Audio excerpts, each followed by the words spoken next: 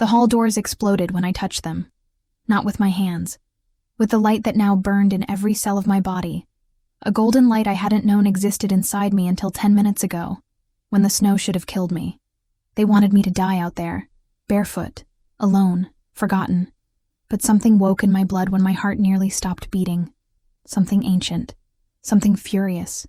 Something that roared with the voice of a goddess I never knew I carried. And now I was back. Not as the servant they had humiliated. Not as the wolfless Omega Lorcan blood raven paraded as a broken trophy before the entire court. I returned as fire. My coat shone like molten gold. My paws, too enormous for the polished marble, left smoking prints where they stepped. And my eyes, which had previously only known the floor, now burned with the light of 1,000 suns as I faced the man who had forcefully marked me and then discarded me like trash. Lorcan recoiled. The great Alpha of the Veiled Moon clan, so proud just minutes ago when he tore our bond apart before everyone, now reeked of fear. I could feel it. I could taste it. And it was delicious. But it wasn't his terror that made me hesitate. It was the man at the top of the grand staircase. Hair black as night, eyes that gleamed with golden slits. A presence that made something in my chest pulse in a completely different way. Azrael Nightweaver, the Alpha King of all the clans. And when he made a slight bow in my direction, I knew that everything I had ever known about my life had been a lie.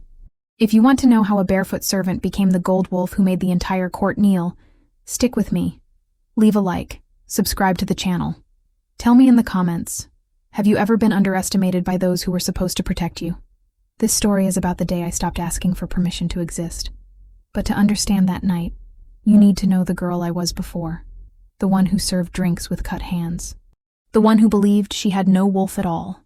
Let me take you back to the beginning. The Crystal Shadows Hall gleamed as if the stars themselves had descended to dance. Chandeliers of black crystal hung from the high ceiling, reflecting the light of 1,000 candles in fragments that danced across the mirrored marble floor.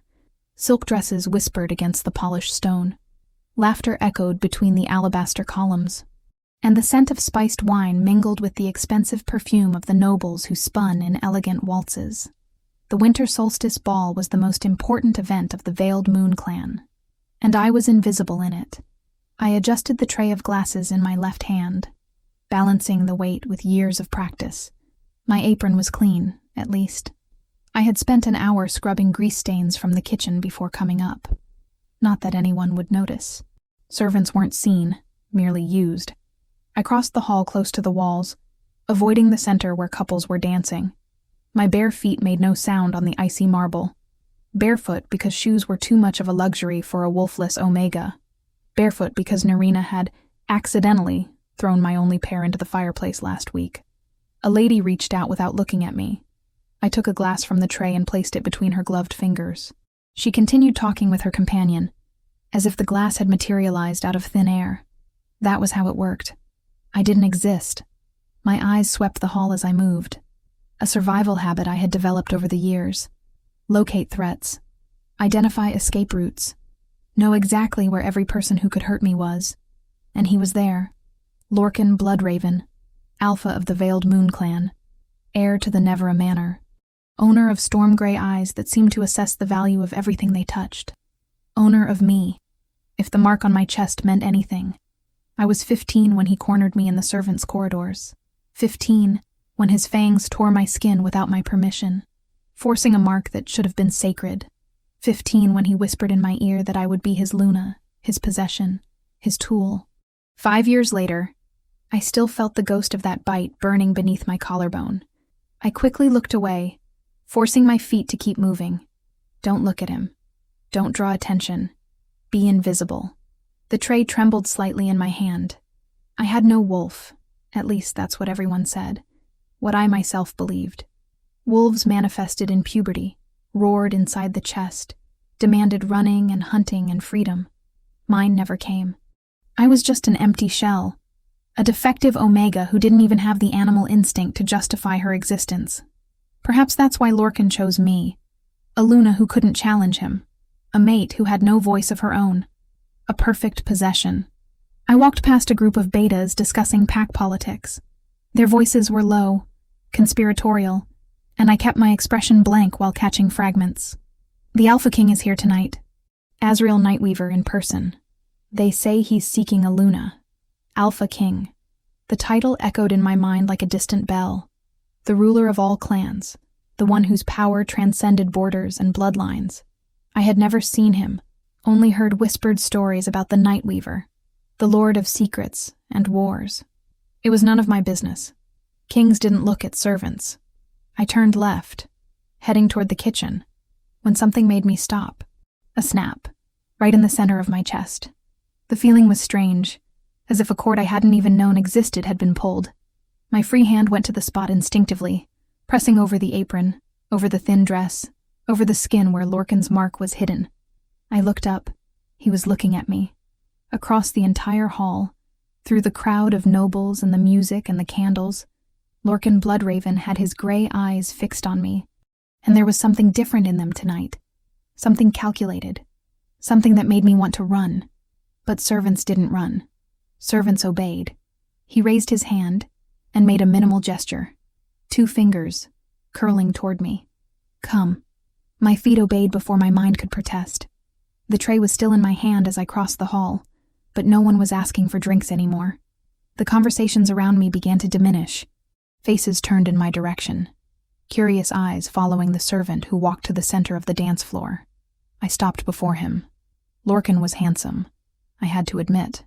Aristocratic features, sharp cheekbones, dark brown hair combed back perfectly.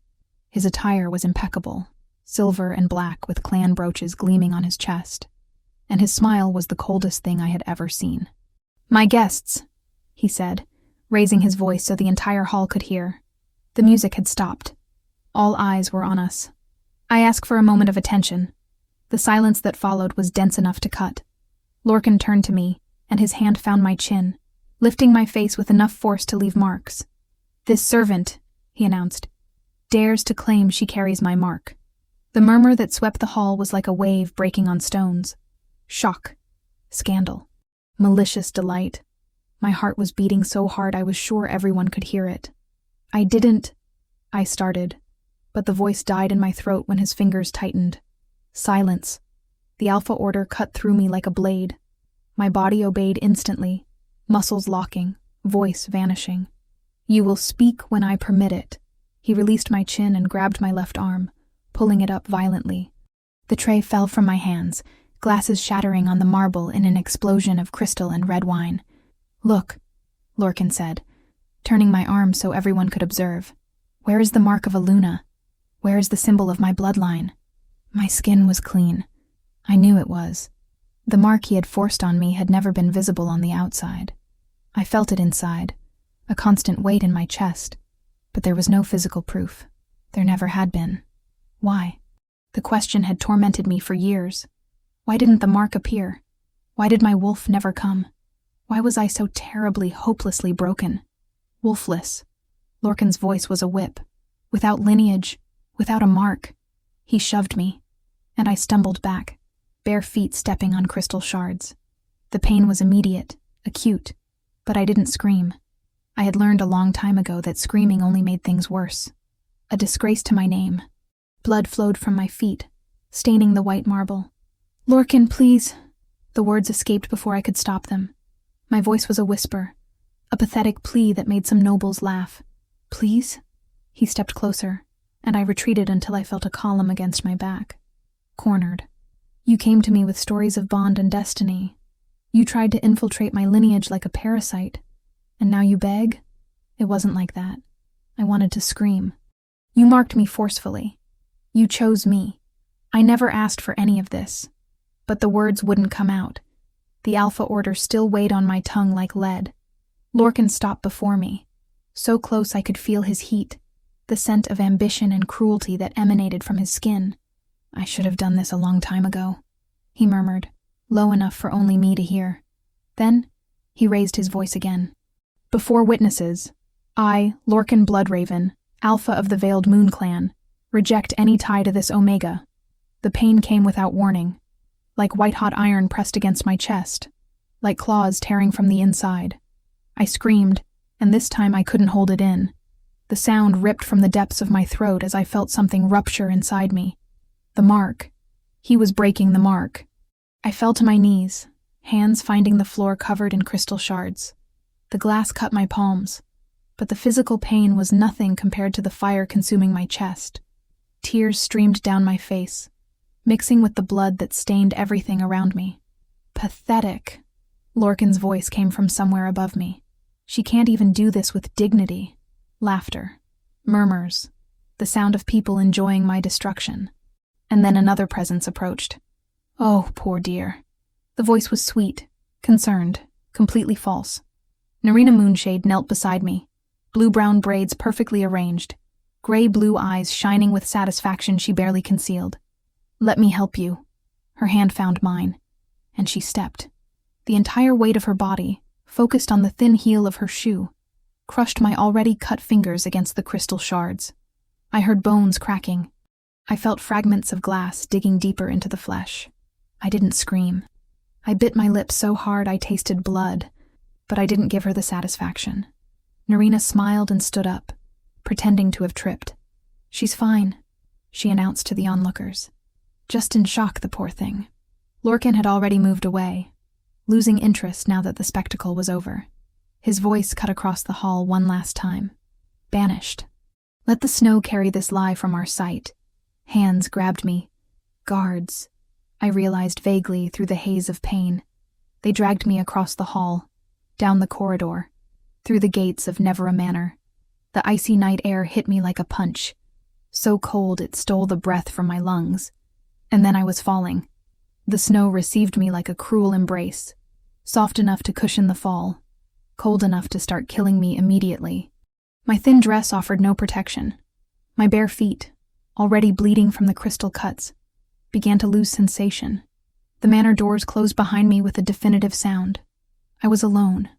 Alone in the snow, in the night, in the cold that was already beginning to steal my consciousness. I tried to get up, but my body wouldn't obey. The pain in my chest where the mark had been ripped out pulsed like a second heart. Only this one beat in agony. I'm going to die here, I thought. It was almost a relief. Finally, an end to everything. The snow continued to fall, covering my body, erasing my tracks. Soon, I would just be another whispered story in the corridors. The crazy Omega who invented a bond with the Alpha. The servant who deserved her fate. No one would miss me. I closed my eyes, and that's when I felt it. Deep in my chest, in the place where Lorcan's mark had left a bloody hole, something moved. It wasn't pain. It was heat, an impossible heat, rising from my core and spreading through my frozen limbs. My heart pounded. Something was waking inside me. Something that had been silenced, suppressed, poisoned for years without my knowing. Something ancient and furious that now roared against the walls of my mind. A voice, feminine, ancient as the stars. They called you nothing. My eyes snapped open.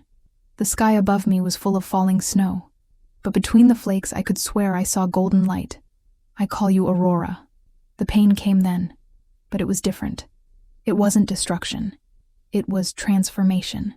My bones cracked, muscles tore and reassembled, and I screamed. But the sound that came from my throat was not human. It was a howl, golden, powerful, and full of a fury that had waited 20 years to be unleashed. The transformation was not gentle. Every bone in my body shattered and reformed. Every muscle tore and reconnected in configurations that shouldn't be possible. I screamed, but the sound coming from my throat changed every second, from human to something deeper, wilder, more ancient. The snow around me melted. The heat emanating from my body was so intense it created steam, a golden mist that spiraled toward the night sky. My hands, which moments ago were bleeding in the ice, now elongated, fingers fusing, nails growing into curved, gleaming claws, and the goddess's voice continued. They poisoned you since childhood, wolfsbane in the water, silver in the food, drop by drop, day after day, keeping your wolf dormant. The words penetrated my mind like blades of light, cutting through years of lies. But poison doesn't kill the sun. It only hides it. My spine curved, stretched, and I felt skin giving way to fur. It wasn't common fur. It was solidified light, liquid gold poured over muscles that grew beyond any human proportion. You are the last of the Aurium lineage, the Gold Wolf, the voice of the golden moon goddess. I lifted my head to the sky and howled. The sound tore through the night like a shockwave, making the snow recoil in every direction.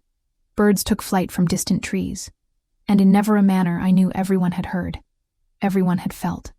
I stood on 4 enormous paws, each the size of a dinner plate.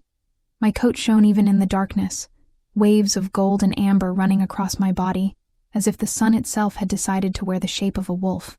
When I looked down, I saw my reflection in the melted ice, eyes of pure gold, burning like embers, so different from the violet ones I knew that for a moment I didn't recognize myself. But it was me, finally, completely, me. The fury came then, not the uncontrolled rage of a cornered animal. It was something more refined, more ancient, the fury of a goddess who had watched her children be persecuted, poisoned, erased from history. The fury of generations of gold lunas who had been silenced before me, and now I was the last, the only one, the one who would not be silenced. My paws met the snow as if it were summer grass. The cold no longer touched me. Nothing touched me except the absolute certainty that I needed to return to that hall. I ran. The world blurred into smears of black and white as I covered the distance between the place they had thrown me to die and the gates of never a manor. Seconds. That was all it took. Seconds to cover what would have been an hour's walk on human feet. The guards at the gates saw me coming. I saw the terror in their eyes, the way their hands trembled reaching for their swords. One of them opened his mouth to shout a warning. I didn't give him time. I swept past them like golden wind, without touching, without wounding. Not yet. My fury had a target, and it wasn't soldiers who merely followed orders. The doors of the Crystal Shadows Hall appeared before me, solid wood reinforced with iron, locked from the inside. Irrelevant. I didn't knock. I didn't push. I simply let the light burning inside me expand. The doors exploded inward in a golden flash. The sound was like indoor thunder, echoing off the stone walls, shattering the black crystal chandeliers into thousands of fragments that rained down on the guests like deadly hail. Screams. So many screams. Nobles who seconds ago were dancing elegantly now ran in panic, tripping over each other, falling over dresses and cloaks in a pathetic confusion. Glasses flew, tables toppled. The mirrored marble floor reflected my golden form at infinite angles, multiplying my presence throughout the hall. Narina Moonshade was the first one I recognized. She had fallen backward, her face pale with terror, her blue-brown braids undone. The eyes that had always looked at me with calculated cruelty were now wide with pure animal dread. Good, I thought. Feel what I felt. But she wasn't who I was looking for. My golden eyes swept the chaos until they found him. Lorcan Bloodraven. The great Alpha stood motionless in the center of the hall, surrounded by guards who clearly didn't know whether to attack or flee. His aristocratic face had lost all color, and the scent emanating from him was unmistakable. Fear. Pure. Primal. Devastating. I took one step forward, and the guards recoiled. I took another, and 2 of them simply dropped their swords and ran. Lorcan remained, but it was pride, not courage. I could sense the difference. I could feel every accelerated beat of his heart, every bead of cold sweat running down his back. A roar was born in the depths of my chest. He forcefully marked you when you were a child. He poisoned you. He used you as a shield for his own weakness. The goddess's voice mixed with my own thoughts now, indistinguishable from my fury. What will you do with him, Aurora? I opened my jaws, enormous fangs gleaming under the remaining candlelight. The part of me that was still human wanted words. It wanted explanations. It wanted to see him admit everything. The part of me that was wolf wanted blood. I was 3 steps away from deciding when the voice cut across the hall. Aurium lineage. I stopped. Not because the voice carried alpha authority, though it did. Not because it carried power, though it carried more power than any voice I had ever heard. I stopped because something in my chest responded to it. A tug, different from anything I had ever felt. It wasn't the burning of Lorcan's forced mark.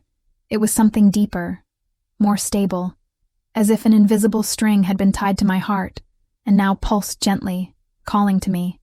I turned my head toward the hall's main staircase. He was there, tall, broad warrior shoulders, hair black so dark it looked blue, tied in a warrior braid that fell over one shoulder. Scars marked the sides of his neck, the neck of someone who had fought and won more battles than I could imagine. And the eyes, black as the moonless night. But as he watched me, golden slits began to emerge in the irises, like embers waking in charcoal. Azrael Nightweaver, the Alpha King. I shouldn't know who he was. I had never seen him before, but something inside me recognized him. Something ancient, something that transcended memory and logic, something that whispered his name like a prayer. He descended the staircase. Each step was measured, deliberate, utterly fearless. The nobles who hadn't fled yet moved out of his way like water parting for a rock. Even Lorcan instinctively backed up as the Alpha King passed him.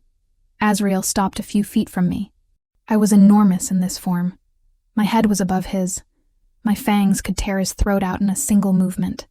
And yet, there was no fear in him, only something that looked like reverence. He bowed. Minimal. Precise. Aurium lineage, he repeated, his grave voice filling the ruined hall. Finally, he knows what you are, the goddess's voice whispered. He has waited. I didn't understand what that meant. I lacked the capacity to process anything beyond the confusion of emotions tearing through me. Fury, fear, and that strange tug in my chest that seemed to want to drag me toward him. Azrael turned to Lorcan. The Alpha of the Veiled Moon Clan seemed to have shrunk. Before the Alpha King, all his power and arrogance were nothing more than dissipating smoke. Bloodraven. Azrael's voice was cold as the winter outside. You rejected your Luna before witnesses. You threw her out into the snow to die. And now we discover she was not a wolfless Omega, but the last carrier of the most sacred lineage of our ancestors. Lorcan opened his mouth, but no sound came out. Isabetta Duskborn is not your shame. Azrael took a step toward Lorcan, and the Alpha retreated another. She is the mistake that will define you for the rest of your pathetic existence. The silence in the hall was absolute. From this moment forward, the Alpha King's voice thundered, carrying the authority of centuries of reign. Any hand raised against the gold wolf is raised against the crown. Any threat to her will be treated as a threat to me.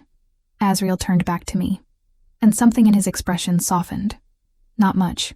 Just enough for me to realize there was more there than politics and power. There was something personal, something I still didn't comprehend.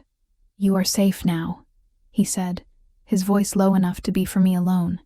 When you are ready, there is a place where you can rest, learn, decide your own destiny. The tug in my chest intensified. An image flashed in my mind. A black fortress on a cliff, towers silhouetted against a winter sky, the heat of always lit forges. A place that smelled like safety in a way I had never experienced. Umbrafire Bastion. I didn't know how I knew the name. I didn't know how I could see the black stone walls so clearly. But I knew, with a certainty that transcended reason, that was where I needed to go. I looked at Lorcan one last time. He was kneeling now, though no one had ordered it. The weight of the Alpha King's presence, combined with mine, had been too much for his pride to bear. His storm-gray eyes stared up at me with a mixture of terror and something that looked like hate. Good. Let him hate me. Let him spend the rest of his life remembering this moment. I let out one last roar. The sound made the walls tremble. Remaining crystals shatter, and nobles still watching fall to their knees, covering their ears. It was a warning. A promise. A declaration that the Omega they had trampled on for 20 years would never exist again. Then, I turned and ran into the night. This time it wasn't flight. It was choice. I ran through the snow that no longer touched me, following that strange tug in my chest, that invisible cord that seemed to guide me through forests and mountains. The full moon shone above me, and for the first time in my life, I didn't feel alone under its light. The goddess was with me, and somewhere ahead, waiting, was a king who had bowed before me, as if I were something precious. I still didn't understand what was happening. I didn't understand the Aurium lineage, or the powers burning inside me, or why Azrael Nightweaver's presence made something in my chest sing. But for the first time in 20 years I was running toward something, not away. I woke up to the smell of fire. Not the destructive fire I knew, not the kind that burns and consumes. It was a controlled ancient fire, the smell of forges that never went out, and hearths that welcomed instead of threatened. My eyes opened slowly. The ceiling above me was black stone, but it wasn't cold. Veins of something that looked like copper ran through the rock, pulsing with a gentle warmth that kept the room heated. A narrow window to my left showed a gray winter sky, snowflakes accumulating on the outer sill. I was in a bed. A real bed, with a soft mattress and sheets that smelled of lavender and cedar. Over me, a heavy mantle of black fur covered me from neck to toe, the kind of fur only an alpha wolf could provide. For a moment, I remembered nothing. Then, everything came back at once. The ball, the humiliation, the snow, the transformation, the doors exploding, the Alpha King bowing before me. I sat up so fast my head spun. My hands flew to my chest, searching for Lorcan's mark, expecting to feel the familiar burning that had accompanied me for 5 years. But what I found was different. A scar, not his forced mark.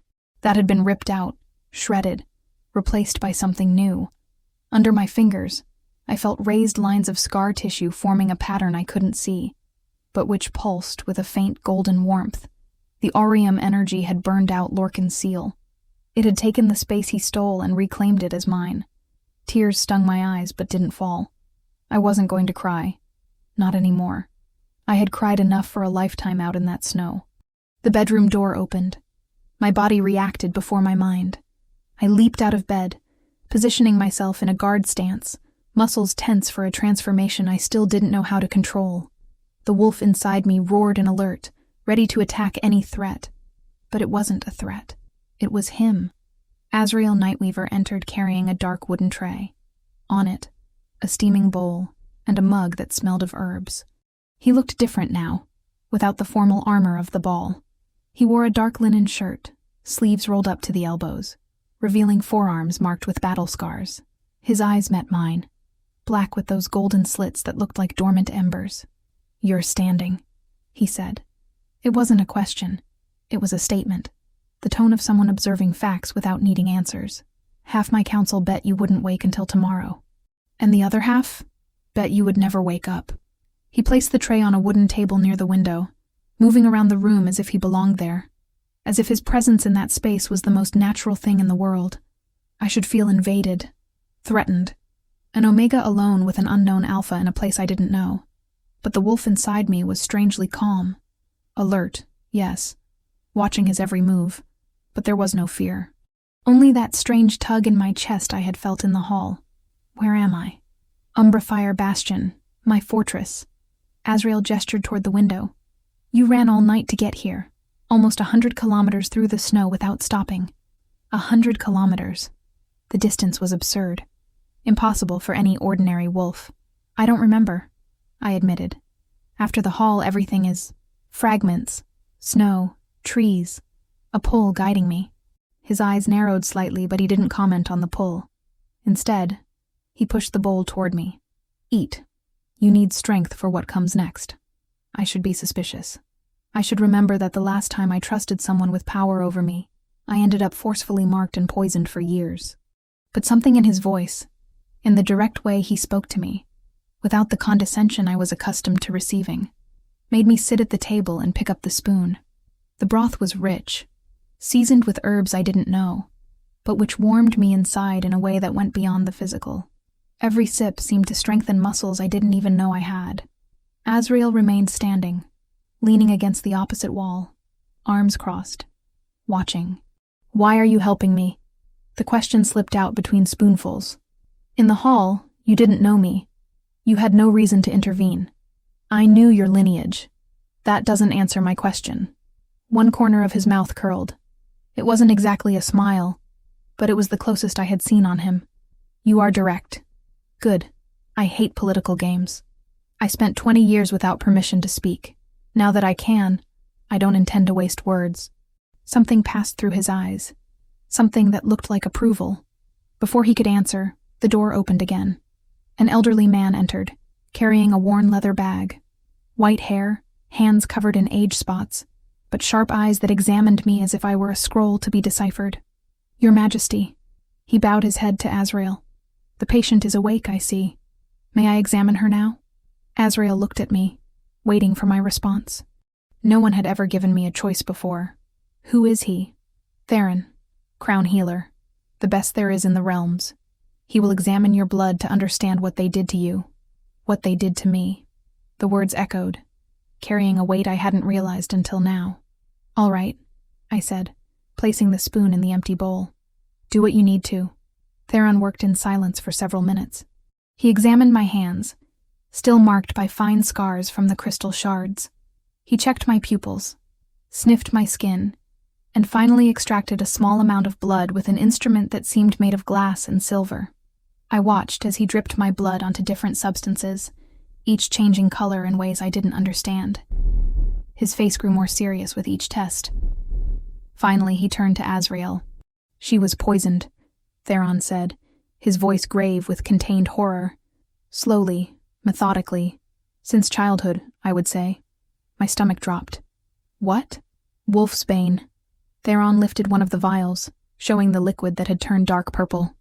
In small enough doses not to kill, but consistent enough to completely suppress the wolf's manifestation. He picked up another vial. "And silver. Microdoses in food or water, likely. Enough to weaken her muscles, her bones, her connection to the inner wolf." The room spun around me. 20 years. 20 years believing I was broken.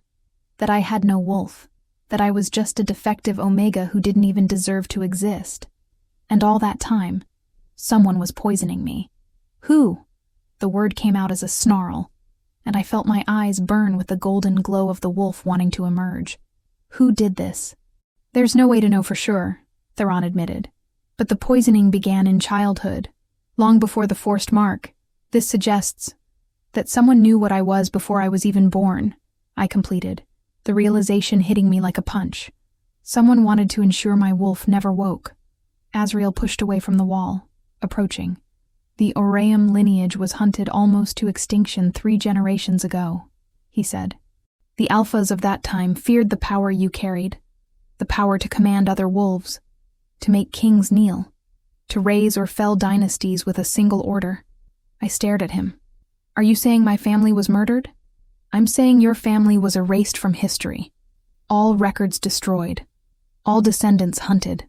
His eyes met mine, and there was something heavy there, something that felt centuries old. "But prophecies cannot be erased. And yours was preserved in the Crown's oldest archives." He walked to a built-in shelf on the wall and removed a parchment yellowed with time.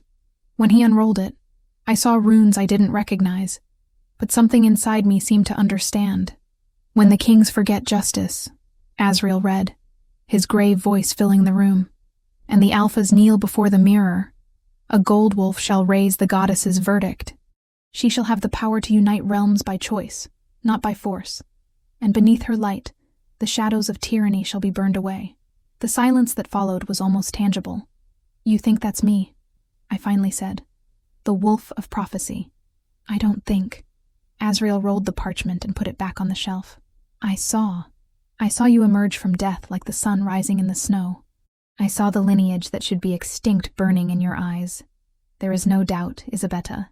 You are the last Aureum, the Gold Luna." Gold Luna.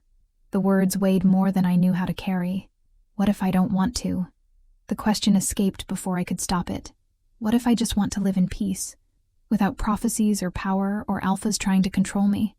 Azrael studied me for a long moment. "Then I will protect you while you decide," he said simply. "I am not Lorcan Bloodraven. I do not take what is not offered to me. I do not force bonds or destinies." There was truth in his voice. I could feel it. With these new instincts I didn't fully comprehend yet. He wasn't lying. "Why do you care?" The question hung between us. Azrael didn't answer immediately. His eyes shifted to the window, to the snow that continued to fall, and something in his posture changed. It softened. "Because I know what it is to have your fate stolen before you had a chance to choose it," he finally said. "And because when I saw you in that hall, something inside me recognized something inside you." A pause. "My wolf has never reacted like that to anyone." The tug in my chest intensified. The wolf inside me stirred, not with fear or aggression, but with something more confusing, something that seemed to yearn for his presence in a way I couldn't explain. I looked away first. You said there are things that come next. What did you mean? Azrael seemed grateful for the change of subject, or perhaps relieved. It was hard to read his expressions. Your power is awake, but uncontrolled. In the hall you acted on instinct, fury. That worked because your enemies weren't expecting it. But if you want to survive what's coming, you need to learn to control the wolf, to channel her energy instead of just releasing it. Will you train me? I will teach you what I know. The rest, you will have to discover yourself. There are no other Orium to consult. It was fair, more than fair, considering he owed me nothing. When do we start? For the first time, something that genuinely looked like a smile crossed his face. Small, fleeting, but real. Now, the courtyard of Umbrafire Bastion was a wide space surrounded by black walls that seemed to absorb the winter light. The snow had been swept to the corners, revealing ancient stones marked by centuries of training. Practice weapons were organized on racks along the walls, and the smell of iron and pine resin filled the cold air. Azrael guided me to the center of the courtyard. I was still wearing borrowed clothes, a thick wool tunic and trousers that were slightly too big. My feet were clad in leather boots for the first time in years. The sensation was strange, almost luxurious. First, the transformation, Azrael said, circling around me like a predator assessing prey. You transformed by instinct in the snow. Fury and desperation were your triggers. But you cannot rely on extreme emotions to access your wolf. And how do I do that? By finding her within you, not as a separate force, but as part of who you are. I closed my eyes. Inside, I could feel the wolf. She was more present now, less a distant entity, and more a second skin waiting to be worn. Golden, powerful, hungry. I reached out mentally toward her. The transformation came easier this time, but it was still painful. Bones cracking, muscles reconfiguring, skin giving way to golden fur. When I opened my eyes, the world was different. Colors were more vibrant, smells were sharper, and Azrael, standing before me, seemed simultaneously smaller and more significant. Good, he said. Now go back. Harder. Much harder. The wolf didn't want to yield control. She liked being in charge, feeling the power running through her muscles, seeing the world through eyes that knew no fear.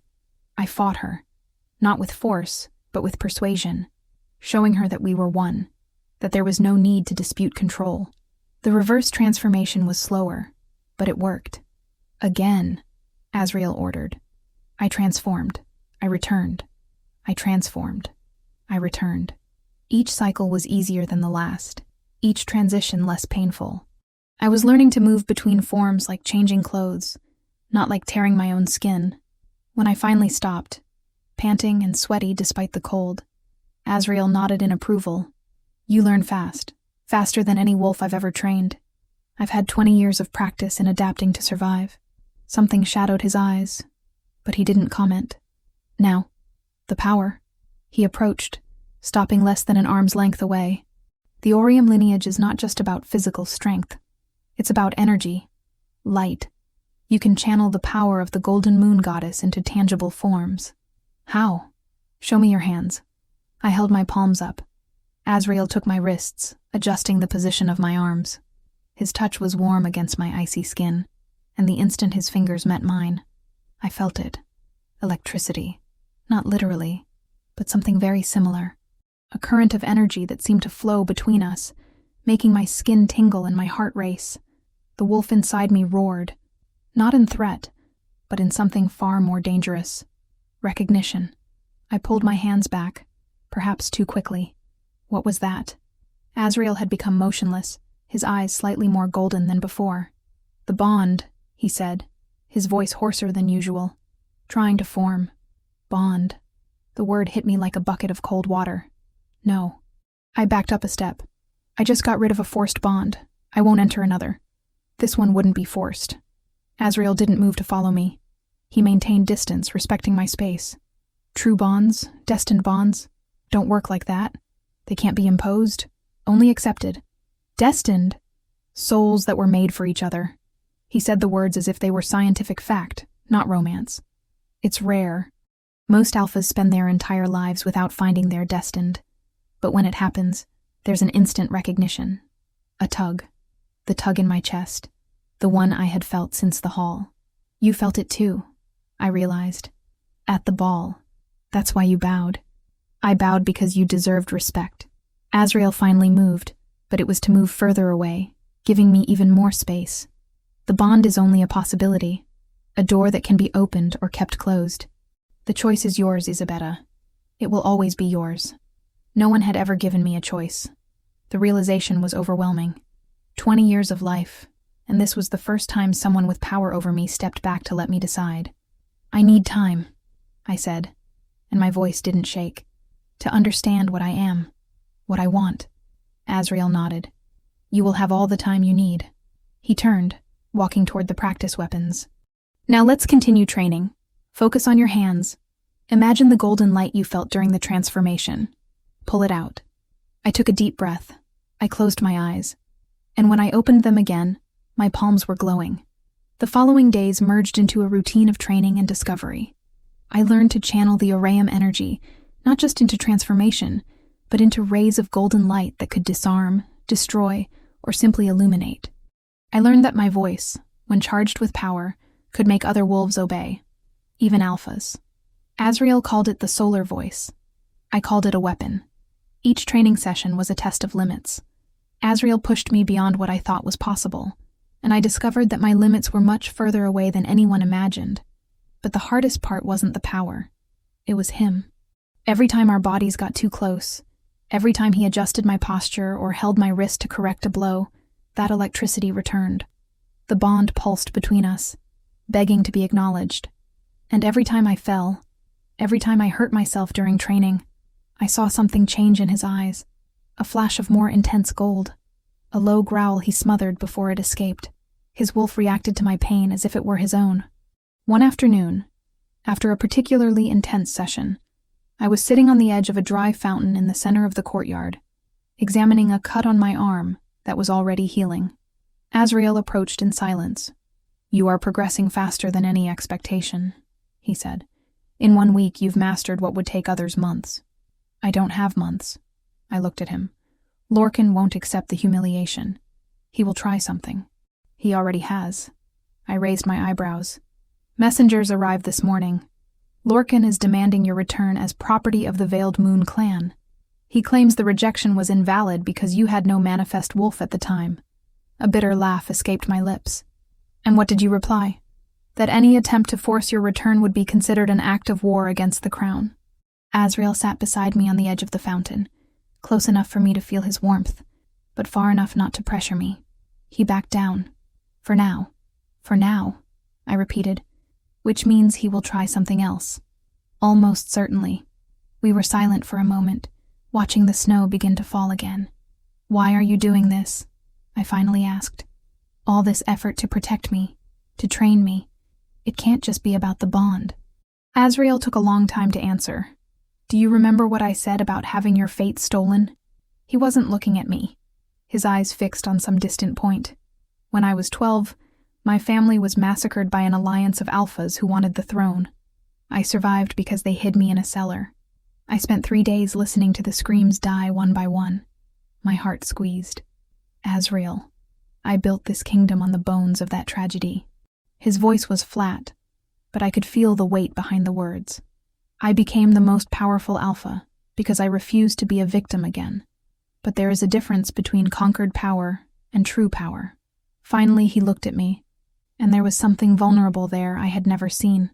You have true power, Isabetta, the kind that doesn't need to destroy to prove it exists. I want to see that power flourish. I need to see that it is possible. I didn't answer with words. Instead, I stretched out my hand and placed it over his. The electricity came, as always, but this time, I didn't recoil. We stayed like that for a long moment, hand over hand, while the snow fell around us, and the bond between us pulsed, patient, waiting. They arrived at dawn.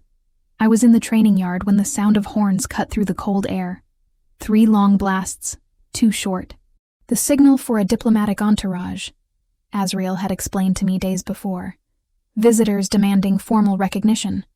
But there was nothing diplomatic in Lorcan Bloodraven's eyes when he rode through the gates of Umberfire Bastion. Azrael appeared at my side like materialized shadow. He was already wearing his dark leather armor, hair tied in the warrior braid, the posture of someone born to command armies. "He brought the elders," Azrael murmured, low enough for only me to hear. "The court of the 3 moon tides." I watched the procession enter the courtyard. Lorcan came first, mounted on a black horse, his silver armor gleaming under the faint winter light. Behind him, 3 figures hooded in white cloaks, each carrying a staff topped with a different moon phase. Crescent, full, waning, the elders, the supreme judges of wolf law. And behind everyone, a figure that made my blood boil. Narina Moonshade. She wore light scout armor now, not the elaborate dresses of the ball. Her blue-brown braids were tied in a functional bun, and her cold eyes met mine across the courtyard with a mixture of fear and hatred she barely disguised. Lorcan dismounted with the practiced grace of someone who rehearsed every movement to appear regal. His storm-gray eyes swept the courtyard until they found me, and something dangerous glinted there. King Nightweaver. He bowed his head in a minimal reverence, the kind that was technically respectful, but overflowed with disdain. "I thank you for receiving our delegation. I don't recall inviting anyone." Azrael's voice was polished ice. "Explain your presence in my fortress, Bloodraven." Lorcan smiled, the same cold smile I knew so well. "I came to retrieve what is mine."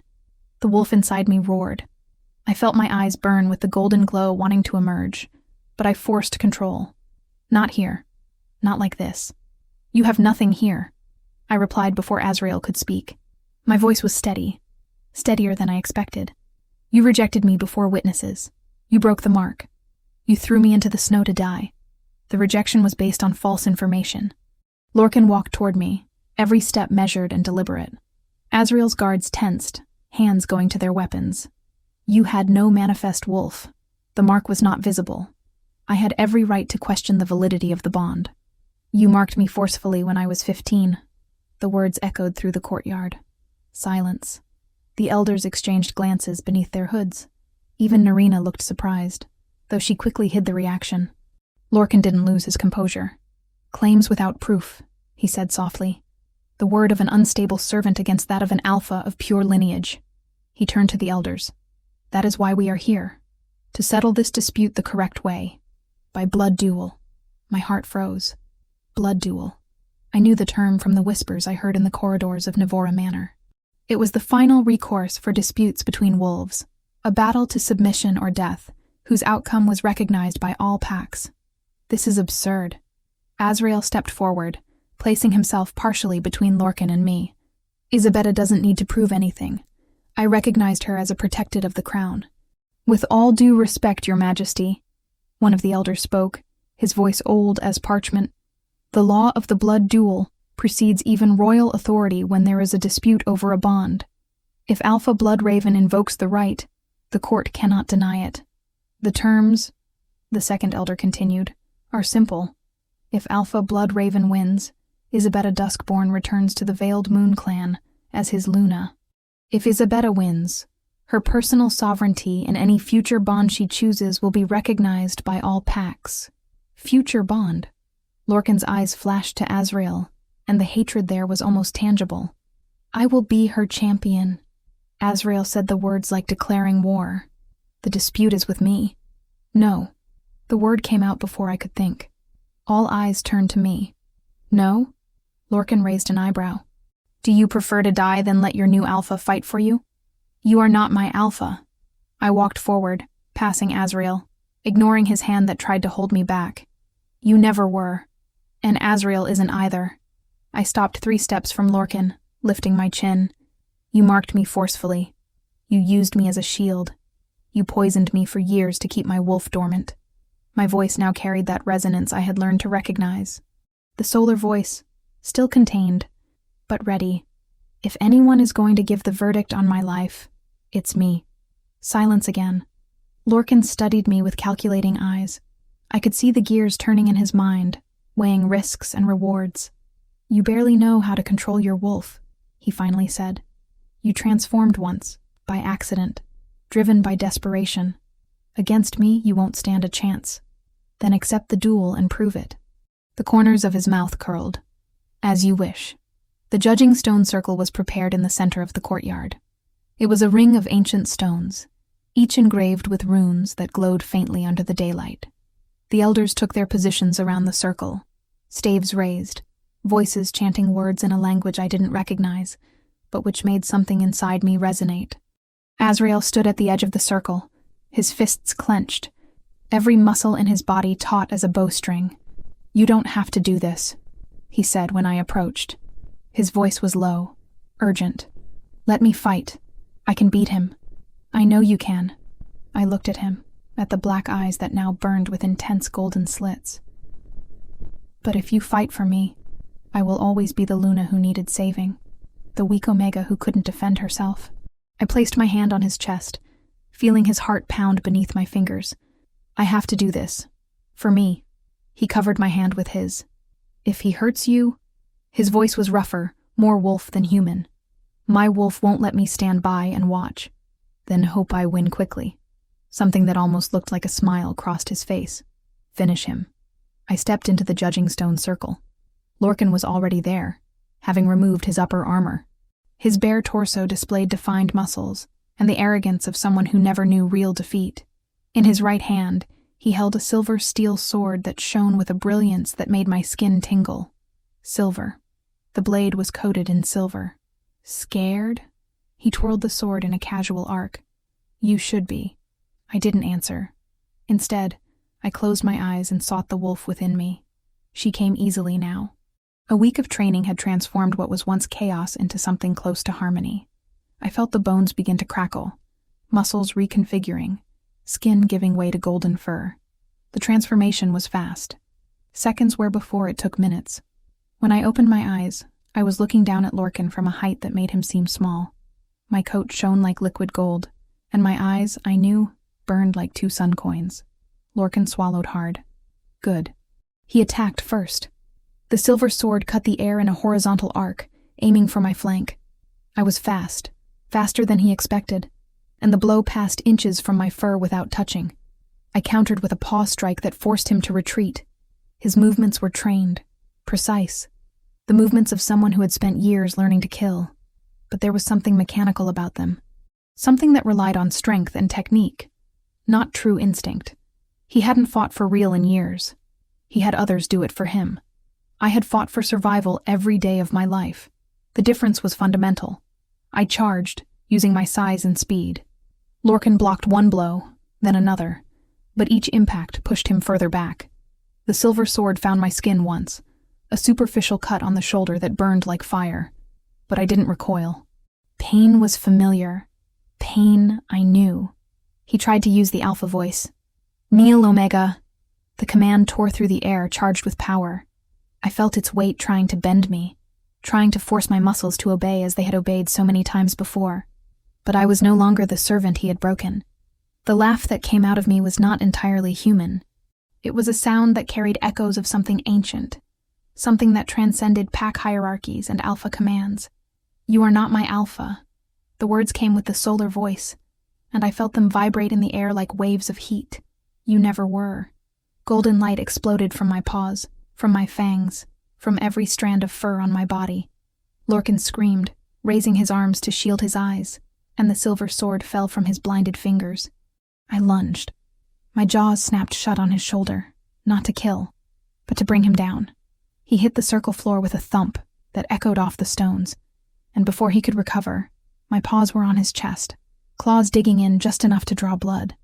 I looked down at the man who had tormented me for 5 years, who had forcefully marked me when I was a child, who had poisoned me, humiliated me, thrown me to die in the snow. The urge to tear out his throat was almost unbearable, but that wasn't what I wanted. It wasn't who I chose to be. I unleashed the solar voice in all its force. Kneel. The command was not a request. It was not a common order.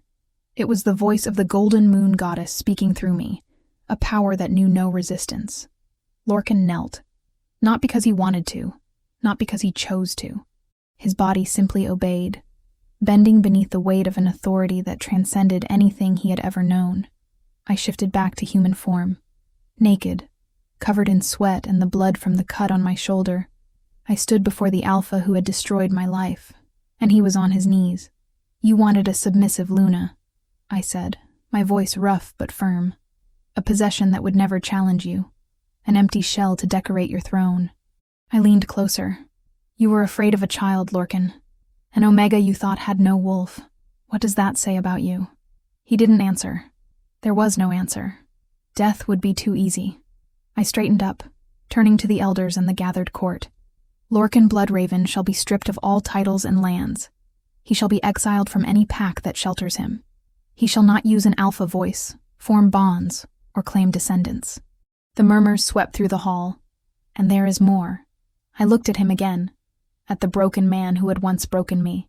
For the rest of his life, Lorcan Bloodraven will serve as a messenger, not for just anyone. Mine. Every decree I issue, every order I give, he will carry to the farthest corners of the realms. A cold smile curled my lips. "You will spend your days announcing my name, proclaiming my power, reminding everyone who I became." The sound that escaped Lorcan was almost a sob. "You wanted me to die to silence your guilt," I continued. "Living and feeling its weight every day will be your true punishment." The elders struck their staves on the ground.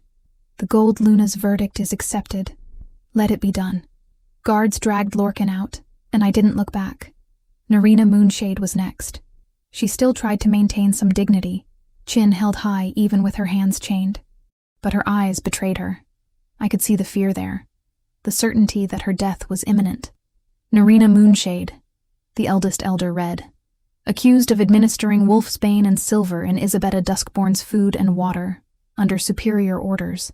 Accused of systematic cruelty against a minor under her supervision." Narina swallowed hard. "I was only following orders," she said, her voice thinner than I had ever heard. "Lorcan ordered it. The clan elders ordered it. I had no choice. You always had a choice." I walked up to her, remembering every stolen meal, every accident that left me bruised, every moment she chose cruelty when she could have chosen indifference. "You just chose wrong." The silence stretched between us. "Death would be too merciful for you too."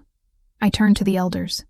"Narina Moonshade shall serve in Umbrafire Bastion, in the kitchens, in the cleaning, in the lowest, most arduous tasks." I looked at her over my shoulder. "Now you will know what it is like to serve without knowing if you will live until dawn, what it is like to sleep in cold rooms with scarce food, what it is like to be invisible." The tears finally escaped her eyes. "For the rest of my life? Until I decide you have learned enough. It might be years. It might be decades." I turned my back on her. Or it might be never. The coronation ceremony took place at sunset. The main hall of the Court of the Three Moontides had been transformed. Winter flowers covered every surface, their white and golden petals scenting the air. Candles floated magically above our heads, creating an artificial sky of soft light. And the throne in the center, for the first time in centuries, had 2 equal seats. I stood before the elders, Azrael at my side. Our fingers were intertwined, the bond pulsing between us like a second heart. "Isabetta Duskborn," the eldest elder began, his voice carrying the weight of 1,000 past ceremonies. "Last daughter of the Orium lineage, bearer of the Golden Moon Goddess's light, winner of the blood duel, destroyer of the Order of the Cinerous Veil. Each title was a burden and an honor. We recognize you as Gold Luna, not Luna of one clan or one king.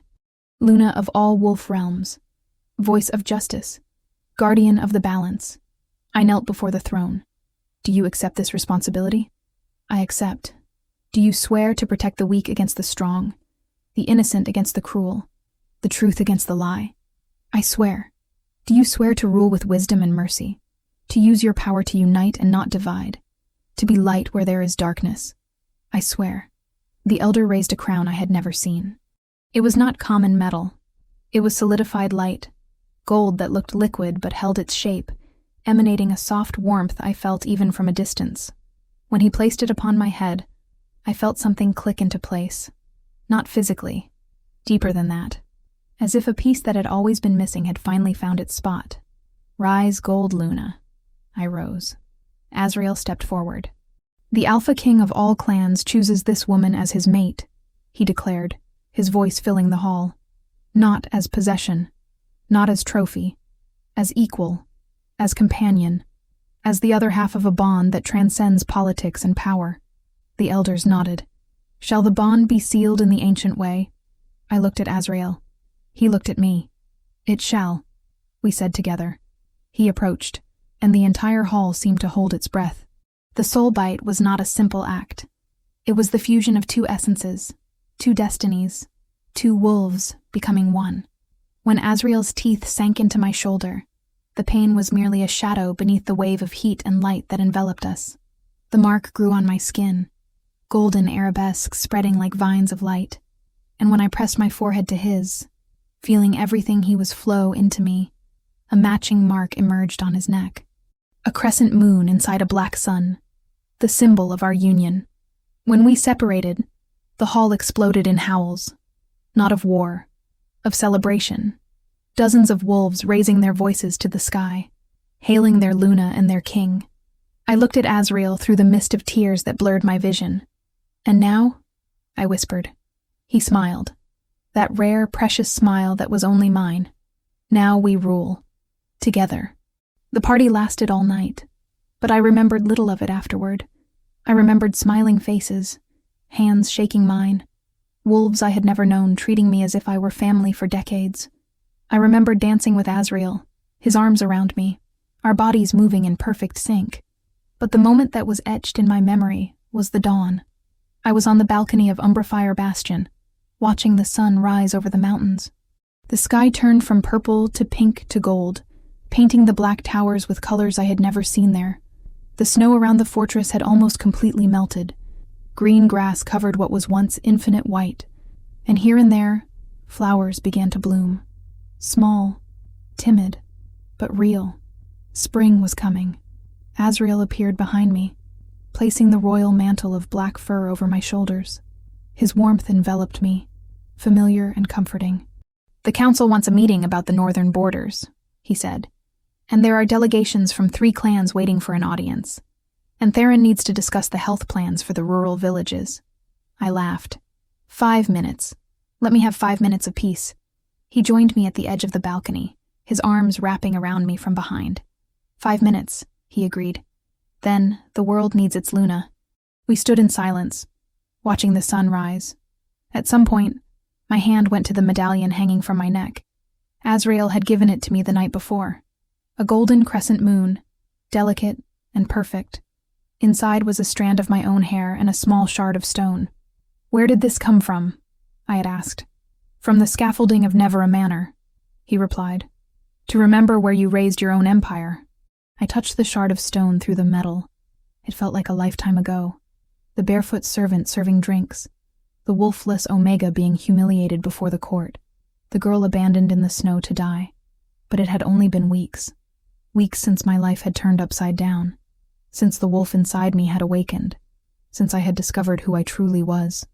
What are you thinking about? Azrael murmured against my hair. How everything changed. I turned in his arms, lifting my face to meet his eyes. What I was. What I became. You always were this. He touched my face, tracing the line of my jaw with his thumb. They just wouldn't let you see. The world called me an Omega, I whispered, remembering all the times the word had been used as an insult, as a diminutive, as a way to make me small. Azrael smiled. The goddess called you Judge. And you? I tilted my head. What do you call me? He leaned in, his lips brushing mine in a kiss as soft as a promise. Mine, he whispered. I call you mine. I smiled against his lips. Then I think I've found the right title. We stood there until the sun was fully above the mountains, bathing the world in golden light that matched the light I carried inside me. Then, hand in hand, we walked back inside. The world needed its Luna, and for the first time in my life, I was ready to answer. A final image crossed my mind as we walked through the corridors of the bastion. 2 wolves running side by side across a field of melting snow, one black as the moonless night, the other golden as the rising sun, their tracks leaving shining marks on the white surface, gold and silver intertwining like the bond that united them. The gold wolf and her Alpha King, not a story of rescue, A story of awakening. And of all the stories I could have lived, this was the only one that mattered. The prize was never the throne. It was always the wolf they tried to kill inside me. And she was finally free. Thank you for being here and for joining me for another story. I truly hope you enjoyed it. If you want, leave your comment. I love reading what you feel and think after each episode. Thank you for the love, and see you in the next story.